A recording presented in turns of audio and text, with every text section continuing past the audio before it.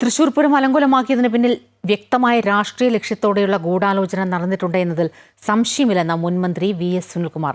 അത് സംബന്ധിച്ച വിവരങ്ങൾ റിപ്പോർട്ടിൽ ഉണ്ടാകുമെന്നാണ് പ്രതീക്ഷ. വാർത്തകൾ വെച്ച് പ്രതികരിക്കുന്നത് അനൗചിത്യമായിരിക്കും. റിപ്പോർട്ട് വന്ന ശേഷം കൂടുതൽ പ്രതികരിക്കുമെന്നും VS സുനിൽകുമാർ പറഞ്ഞു. അന്വേഷണം നടത്തി അതുമായി ബന്ധപ്പെട്ട ആളുകൾക്കെതിരായി നടപടി സ്വീകരിക്കുമെന്ന് പ്രഖ്യാപിച്ചത് മുഖ്യമന്ത്രിയാണ്. ആ പ്രഖ്യാപനത്തിന്റെ അടിസ്ഥാനത്തിൽ പോലീസിന്റെ ചില ഉദ്യോഗസ്ഥന്മാര് തിരുവമ്പാടി, പാറമേക്കാവ് ഉൾപ്പെടെയുള്ള ദേവസ്വത്തിന്റെ ഭാരവാഹികളെ കണ്ട് മൊഴിയെടുത്തതായിട്ട് എനിക്കറിയാം.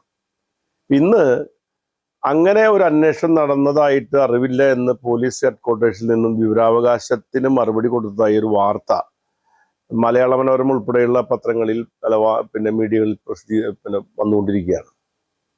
അങ്ങനെ ഒരു അന്വേഷണം നടത്തിയതായി പോലീസ് ഹെഡ്ക്വാർട്ടേഴ്സിന് അറിവില്ല എന്ന മറുപടി നൽകിയത് എനിക്ക് ഞെട്ടലുണ്ടാക്കിയ ഒരു കാര്യമാണ്. കാരണം ബഹുമാനപ്പെട്ട മുഖ്യമന്ത്രി തന്നെ ഒരാഴ്ചക്കകത്ത് അന്വേഷണം നടത്തി വിവരങ്ങൾ പുറത്തുവിടും എന്ന് പ്രഖ്യാപിച്ച വിഷയത്തിലാണ് പോലീസ് ഹെഡ്ക്വാർട്ടേഴ്സിൽ നിന്നും ഇങ്ങനെ ഒരു മറുപടി കിട്ടിയിരിക്കുന്നത്.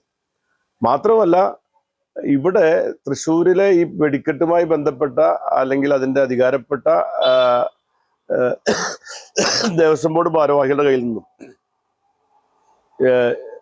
പോലീസിന്റെ ഉദ്യോഗസ്ഥന്മാർ വന്ന് മൊഴിയെടുത്തിട്ടുള്ളതായിട്ട് ഇവിടെ അവർ തന്നെ എന്നോട് നേരിട്ട് പറഞ്ഞിട്ടുള്ള കാര്യമാണ്. അങ്ങനെ സംഭവിച്ചിട്ടുണ്ട് എന്നുള്ളത് എനിക്കറിയാം. അപ്പൊ ആർക്ക് വേണ്ടിയാണ് ഈ മൊഴിയെടുത്തത്?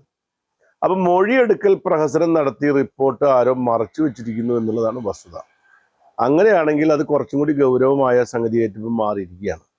അതുകൊണ്ട് ഞാനിപ്പോൾ ആലോചിക്കുന്നത്, വിവരാവകാശ നിയമപ്രകാരം ഒരു മീഡിയ കൊടുത്തിട്ടുള്ള അപേക്ഷയ്ക്ക് നൽകിയ മറുപടിയിലാണ് ഇങ്ങനെ പറഞ്ഞതായിട്ടാണ് മനസ്സിലാക്കുന്നത്. ഒരു വസ്തുത കൃത്യമായിട്ട് മനസ്സിലാക്കാൻ വേണ്ടി ഞാൻ തന്നെ നേരിട്ട് DGPയുടെ ഓഫീസിലും ചീഫ് സെക്രട്ടറി ഓഫീസിലും വിവരാവകാശ നിയമപ്രകാരമുള്ള അപേക്ഷ കൊടുക്കാൻ തീരുമാനിച്ചിരിക്കുകയാണ്.